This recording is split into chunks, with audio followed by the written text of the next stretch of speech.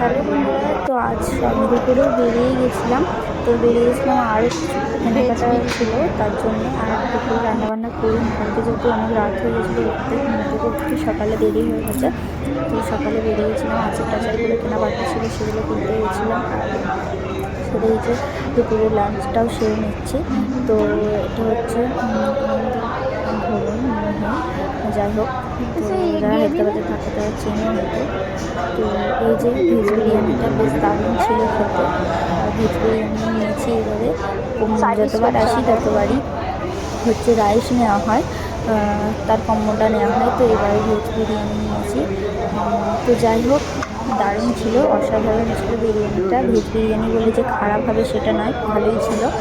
আর গেছিলাম হচ্ছে 2:30 পর। তারপরে এই যে বাড়ি থেকে এসে এই আচার খেজুর কেনা হয়েছে, সেটাই দেখাতে ভুলে গেছিলাম ভিডিও করতে, তাই বাড়ি এসে একটু ভিডিও করে নিয়েছি। তো যাই হোক, ভিডিওটা কেমন লেগেছে, ছোট্ট একটা মিনি ব্লগ। যদি ভালো লেগে থাকে লাইক কমেন্ট করে শেয়ার করে সাবস্ক্রাইব করে ফলো করে দিও, সাথে থেকো পাশে থেকো। আর 3-4 জনের প্রিপারেশান নিচ্ছি। তো চলো, যাওয়ার সময় তোমাদেরকে দেখাবো। তো টাটা।